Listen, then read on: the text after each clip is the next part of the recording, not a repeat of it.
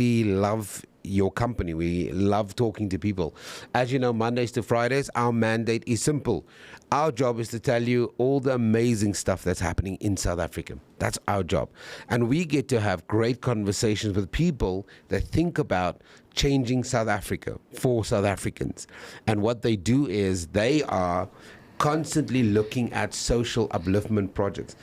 And in our conversation now, we're talking to Khanyi Moyo, who's the marketing manager at Melrose Arch, to discuss the precinct's ongoing commitment to community upliftment sustainability, from supporting local charities and social causes to pioneering eco-friendly innovations. Melrose Arch. Now, if you haven't been there, I think it looks like some beautiful part from somewhere else in the world. Right, Khanyi? Absolutely. Morning, Sam, and thank you so much for having me this morning. Yeah, that's the beautiful voice of Khanyi Moyo, who's the marketing manager. She's got a radio voice. I think it's a side hustle. Talk to me about Melrose Arch. I mean, I've seen change so much over the last couple of years. I know it's always been this precinct, high luxury, high value, but I've experienced some of the social impact stuff that you do in the square, very community focused, very family driven, and sometimes you go, it's so much luxury, but it's also family orientated at the same time. Absolutely. I think you just said it. I think Melrose Arch is a leading mixed-use development in South Africa. Yeah. And it has evolved over the couple of years. We've seen it showcase a lot of the unique urban design in terms of what it actually offers, from commercial to residential, as well as the wonderful, campaigns that we do in our piazzas and our square. But it also fosters you really do a lot great, of great campaigns, actually. Absolutely, we do. It's part of what we do as a brand value. You spoke about family orientated, those still being very sophisticated and safe. I think it very much has to do with the sense of community.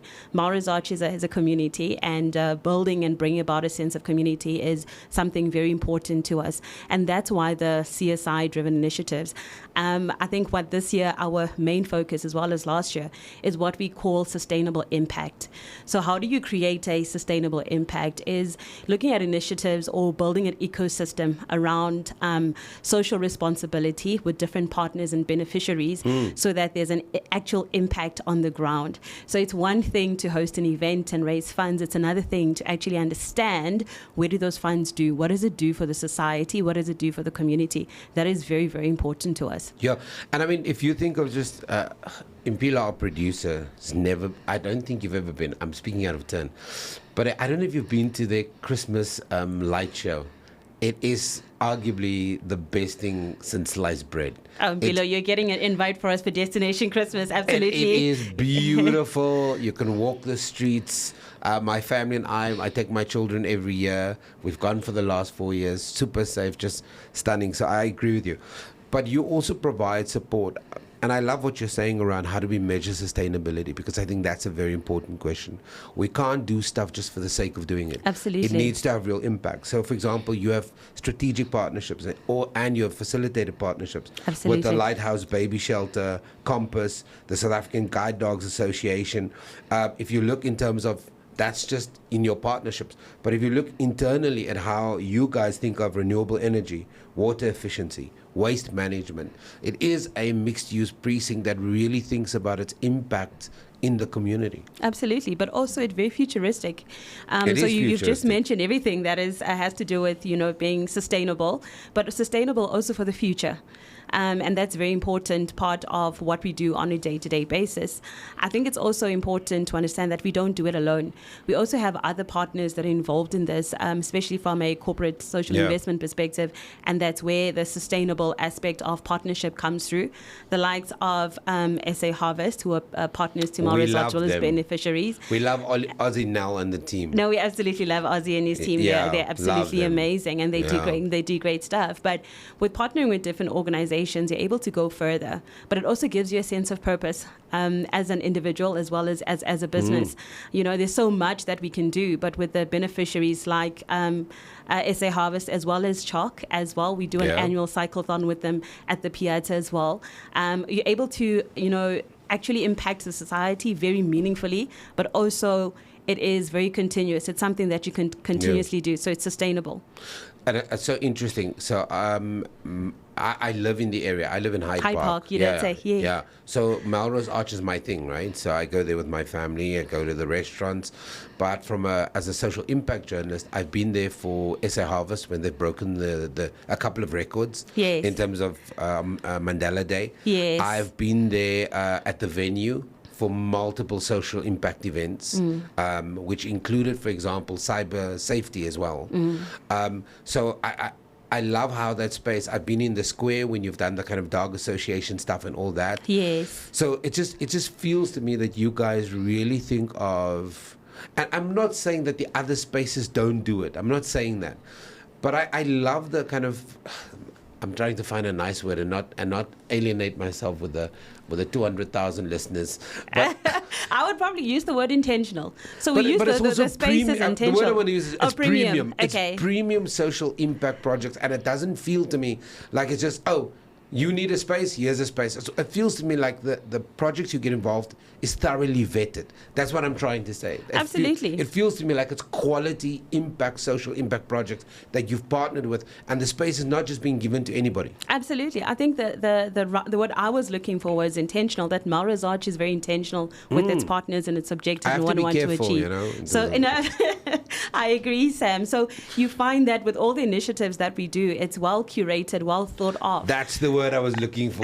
Curated. It's well curated and well thought of, and we want to make sure that the objective, both for the precinct as well as the beneficiaries, at the end of the day are achieved. So we do put a lot of effort into it, and with the support of the community and beneficiaries, we're able to actually create this beautiful ecosystem that has a great social impact.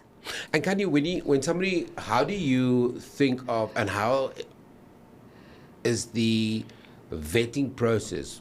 What is the box that you tick when somebody comes to you and say, we want to partner with Melrose Arch because it's iconic, it has a high-end clientele, it's got great foot traffic, so there's a ton of benefits to being in that space. Absolutely. How do you make sure that the partnership speaks to your end goal of social impact? Because I'm sure there is a fair amount of requests you turn down. Absolutely, they are. I think the most important thing is to make sure that our values as a precinct and the values of the organization are aligned.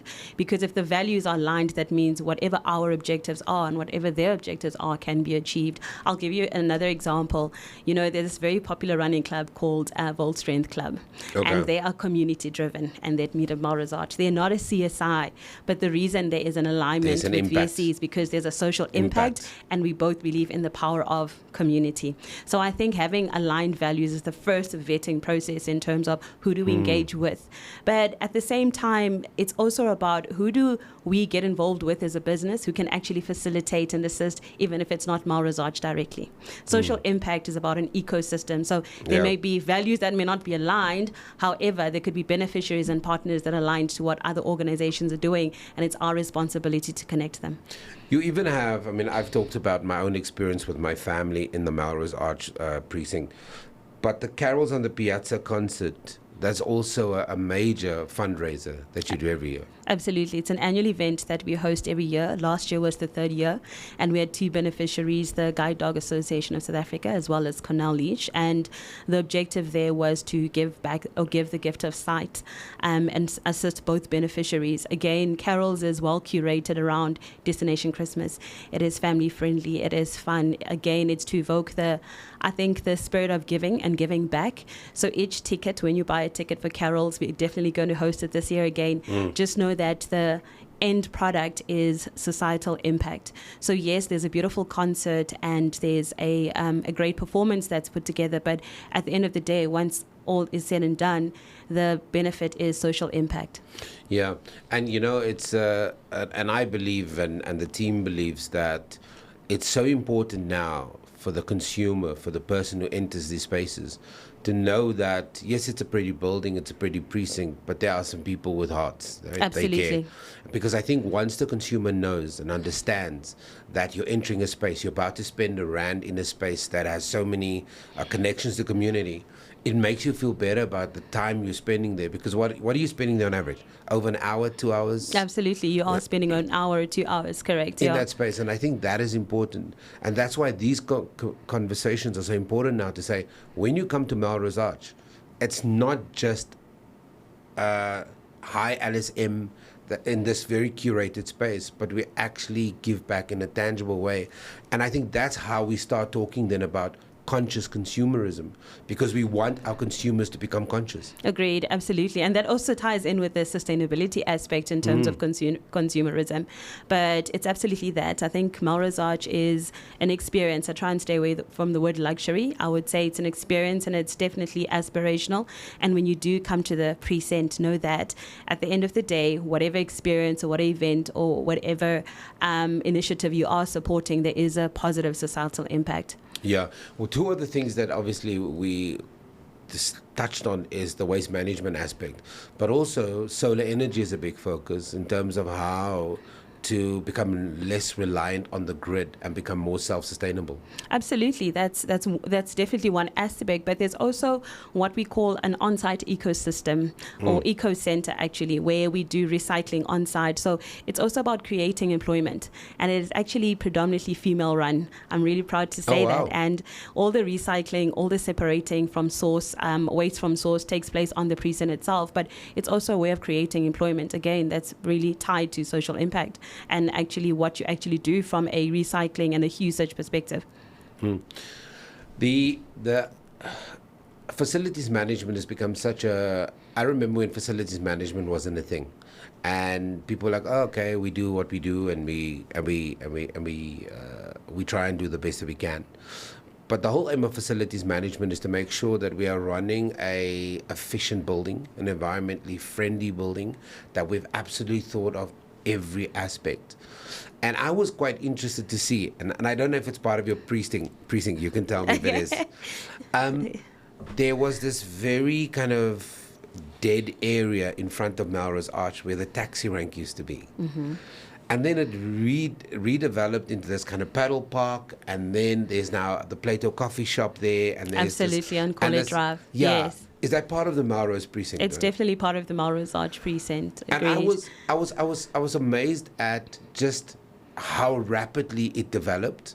And the thing that I thought to myself as I drove past it was like, I think maybe you guys get that change doesn't have to be a protracted process, that if once you make a decision, you can beautify an area. By beautifying the area, you raise the value, you impact, because it's quite a weird space. You go through the gate and you're in this beautiful space, and just before the gate is kind of this really wonky little space, and now you kind of redevelop that whole space, and so that prettiness extends all the way onto Caller Drive now. Absolutely, it does. And you're right, really part of mixed-use design is using spaces differently. So paddle courts is definitely one way of doing it, but also there's a new...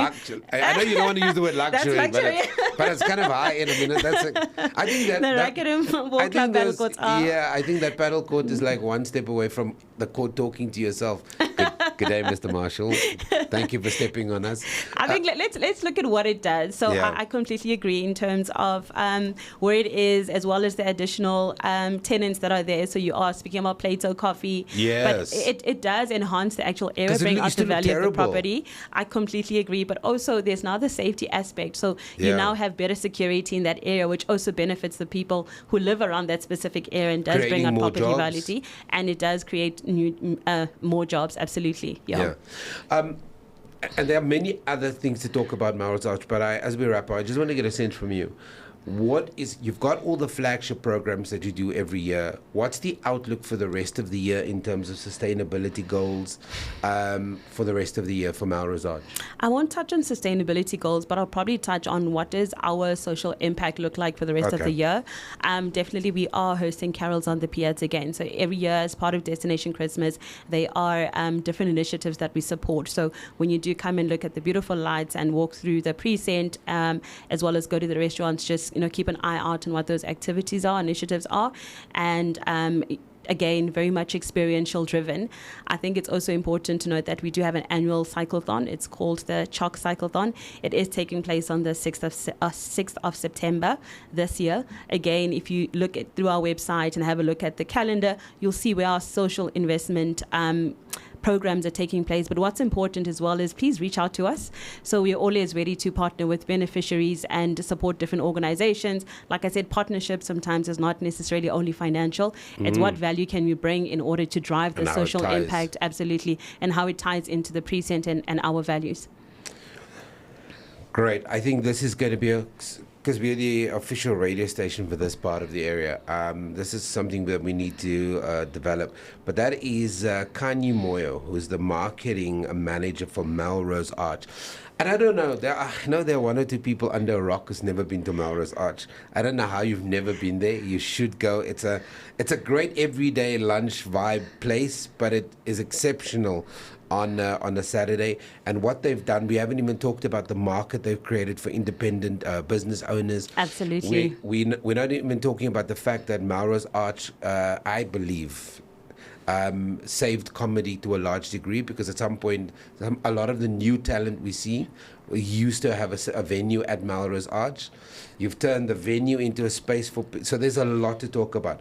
But anyway, we might pick up this conversation. There's Khanyi Moyo, marketing manager at Melrose Arch. Go to the website, check out their CSI initiatives, look at some of the stuff that they do, and I'm sure you'll, as we grow this idea of conscious consumerism, you'll find that we have to go to the places that impact our communities. Absolutely. Happiness Thank you so much. is just a song away.